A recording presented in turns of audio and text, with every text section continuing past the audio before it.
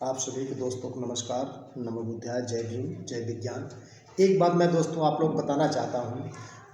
Doctor Bhimrao Ambedkar ji ने अपने संविधान के अंतिम पेज पर इतनी अमूल्य जो है 6 लाइनें लिखे हैं सर जी। अगर उसको तो कम से कम जरूर पढ़ लिया करिए, आप लोग डेली पढ़िए, उस पर विचार करिए। पहली लाइन क्या है? संविधान चाहे कितना भी अच्छा क्यों न हो, संविधान चाहे कितना अच्छा क्यों हो, यदि उसे लागू करने वाले अच्छे नहीं हैं तो संविधान निश्चित ही बुरा साबित होगा। दोस्तों, कितनी अमूल्य साहब ने बात लिखी। और कहा, यदि संविधान कितना ही बुरा क्यों न हो, अगर उसे लागू करने वाले अच्छे के हाथ में चला जाएगा तो वह संविधान बहुत बड़ा वरदान साबित होगा। दोस्तों, इस पर आप विचार करिए, पढ़िए इस पर। इस शब्द में बहुत छिपा हुआ है। इसमें आप परख सकते हैं संविधान से चलने वाले शासन सत्ता पे चलाने वाले को आप मूल्यांकन करिए। क्या जो ये कर रहे हैं ये संविधान से चल रहे हैं?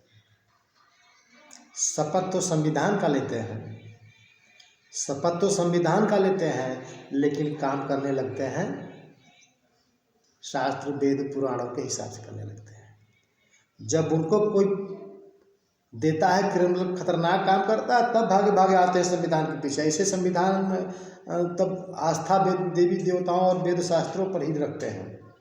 लेकिन जब कोई प्रस्थान कर देता है, जब कोई कांड कर देता है ना, तो भागे भागे आते हैं संविधान के पीछे कि मुझे न्याय चाहिए, न्याय चाहिए। इसके पहले न्याय नहीं चाहिए। दोस्तों, ये जो अमूल्य शब्द है दोस्तों, आपको पढ़ना चाहिए, इस पर विचार करना चाहिए, समाज को बताना चाहिए कि आप सोचो कि ये जो संविधान किसके हाथ में दिए हो, अच्छे के हाथ में दिए हो कि बुरे के हाथ में दिए हो। आप विचार करो, आपसे भी जगाओ।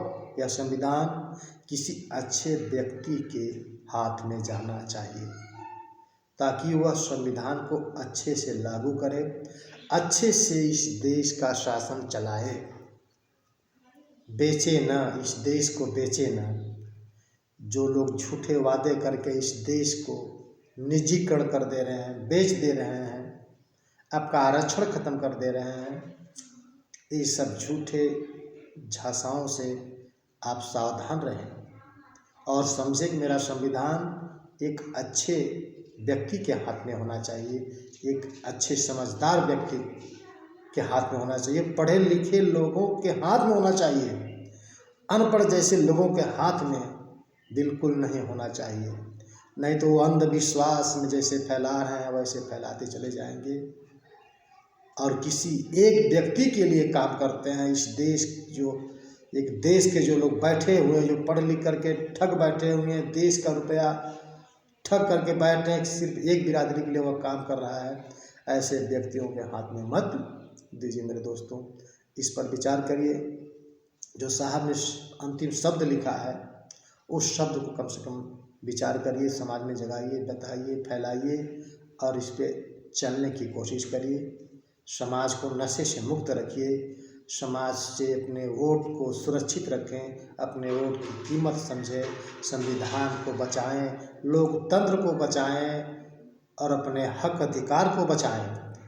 अगर अभी से आप नहीं जागे तो आने वाला जो भविष्य होगा वो बड़ा खतरनाक होगा।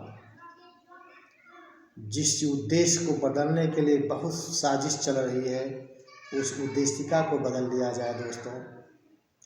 लेकिन बाबा साहब जानते थे, 100 वर्ष से आगे और 100 वर्ष पीछे की बात साहब जानते थे, इसलिए उद्देश्य को कोई बदल नहीं सकता, संविधान की उद्देशिका को कोई बदल नहीं सकता। दोस्तों, उद्देशिका को पढ़िए, अपने हक अधिकार अपने समाज को दिलवाने का काम करिए, लड़ाई लड़िए, पीछे मत भागिए।